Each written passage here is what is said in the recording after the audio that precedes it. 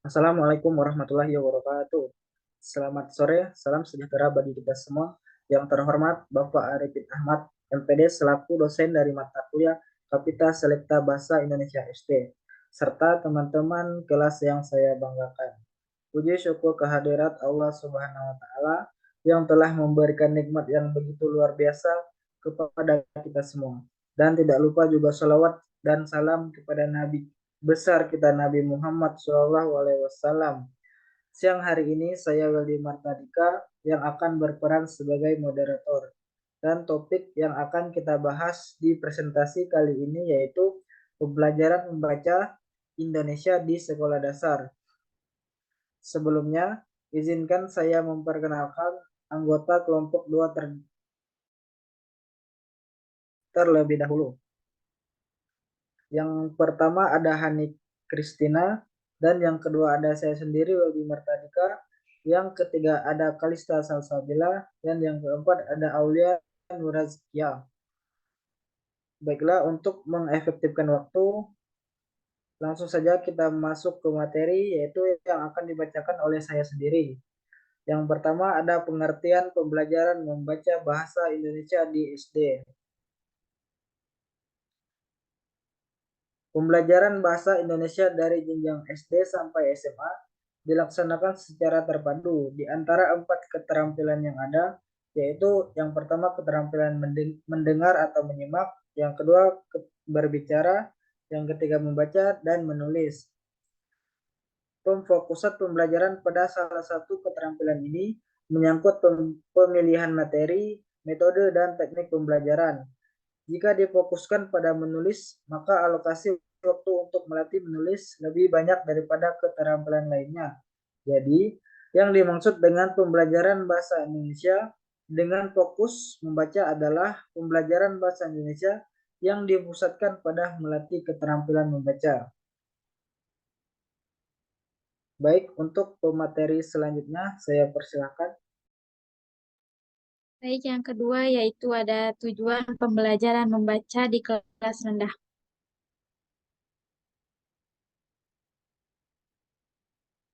Dari pendapat I. Gusti Ngurah Oka bahwa secara teoritis tujuan membaca di SD kelas rendah adalah untuk membina kemampuan siswa dalam hal-hal berikut ini. Yang pertama yaitu mekanisme membaca, yaitu mengasosiasikan huruf dengan bunyi-bunyi bahasa yang diwakilinya, atau yang dilatih adalah membaca teknik dan menyaring.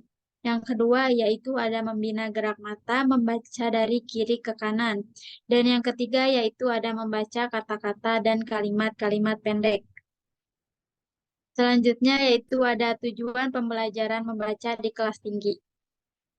Tujuan membaca di kelas tinggi merupakan kelanjutan dari membaca di kelas rendah yang biasanya disebut membaca lanjut yang penekanannya pada pemahaman. Menurut Tarigan, membaca di kelas tinggi ini melatih siswa dan keterampilan yang bersifat pemahaman atau yang disebut dengan comprehension skills yang mencakup aspek-aspek sebagai berikut ini. Yang pertama yaitu ada memahami pengertian sederhana atau leksikal, gramatikal, dan retorikal. Yang kedua yaitu memahami signifikansi atau makna antara lain maksud dan tujuan pengarang, relevansi atau keadaan kebudayaan dan reaksi pembaca. Yang ketiga yaitu ada evaluasi atau penilaian, yaitu isi dan bentuk. Yang terakhir yaitu ada kecepatan membaca yang fleksibel yang mudah disesuaikan dengan keadaan. Baik, slide selanjutnya akan dilanjutkan oleh teman saya.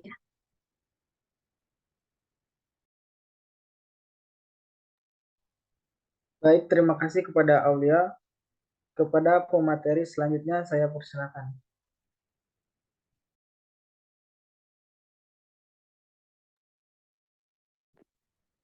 Baik, terima kasih kepada moderator. Selanjutnya akan saya bacakan yang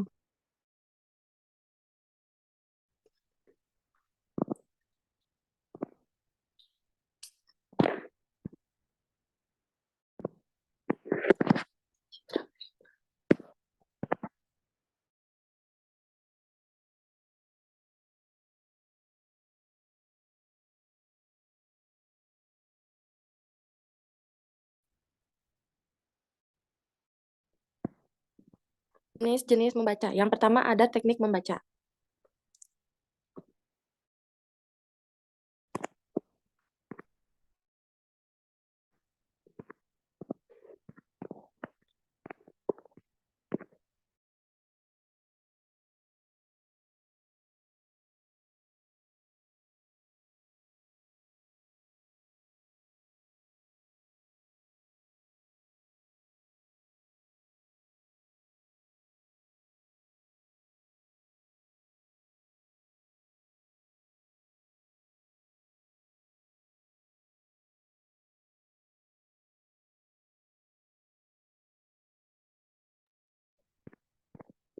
Baik, yang pertama ada teknik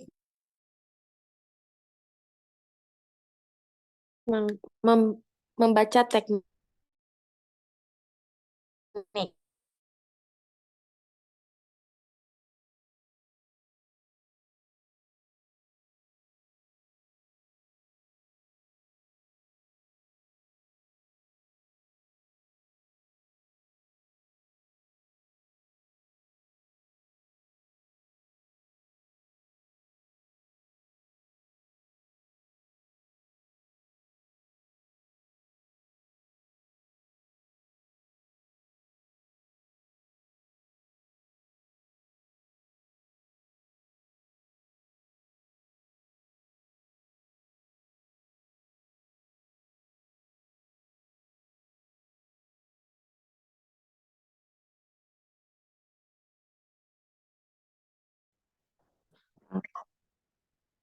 Baik, terima kasih moderator.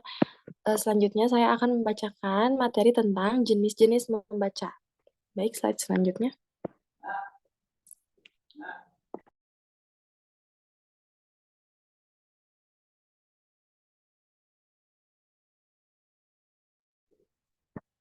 Ada jenis-jenis membaca. Yang pertama, membaca teknik. Pengajaran membaca teknik ini mencakup dua hal, yaitu pengajaran membaca dan pengajaran membacakan. Pembelajaran membaca yang dimaksud yaitu aktivitas tersebut untuk keperluan siswa itu sendiri dan untuk pihak lain, misalnya guru atau kawan-kawannya. Lalu yang kedua, ada membaca dalam hati. Membaca dalam hati pada hakikatnya merupakan kegiatan membaca bagi orang yang telah dewasa. Rata-rata apabila orang yang sudah meninggalkan bangku sekolah, kebiasaan membaca yang mereka lakukan bukan lagi membaca nyaring atau membaca bersuara, tetapi jenis membaca dalam hati. Lalu yang ketiga ada membaca bahasa. Pembelajaran membaca bahasa ini mempunyai kesamaan dengan membaca dalam hati. Dalam hal tidak bersuaranya sewaktu aktivitas membaca itu dilaksanakan, pembelajaran ini sudah dapat diberikan di kelas 3 sekolah dasar. Lalu yang keempat ada membaca pustaka. Tidak semua bahan yang harus disampaikan oleh guru kepada murid-muridnya dapat terlaksana dengan mulus. Artinya, tidak mengalami hambatan-hambatan atau rintangan. Ada kalanya guru berhalangan hadir, ada pula hari-hari yang semestinya ada kegiatan belajar mengajar ternyata libur atau untuk kegiatan lainnya yang tidak dapat ditinggalkan. Lalu ada membaca cepat. Sebelum siswa melakukan pembuatan membaca cepat ini, ada baiknya guru dapat menyampaikan beberapa hal di bawah ini. Yang pertama, perlu adanya suasana lingkungan yang tenang. Yang kedua, anak dilatih untuk mempercepat sasaran pandangan mata sehingga dalam waktu pendek dapat menjangkau deretan kata yang maksimal. Lalu yang ketiga, anak dibiasakan atau dilatih jangan sampai mengeluarkan suara sewaktu membaca cepat. Yang keempat, guru melatih siswa untuk mencari inti bacaan. Yang kelima, siswa dilatih selalu meningkatkan perolehan jumlah kata. Lalu yang keenam ada membaca indah. Membaca indah sering disebut juga membaca emosional. Dinamai demikian sebab menyangkut pada hal-hal yang berkaitan dengan keindahan atau estetika yang dapat menambah emosi atau perasaan pada pembaca atau pendengarnya. Slide selanjutnya.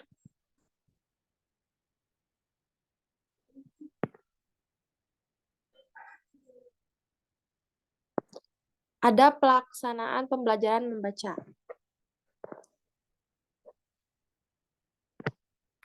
Yang pertama ada hakikat membaca. Pada hakikatnya, aktivitas membaca terdiri dari dua bagian, yaitu membaca sebagai proses dan membaca sebagai produk. Membaca sebagai proses mengacu pada aktivitas fisik dan mental, sedangkan membaca sebagai produk mengacu pada konsekuensi dari aktivitas yang dilakukan pada saat membaca. Lalu yang kedua, ada tujuan membaca.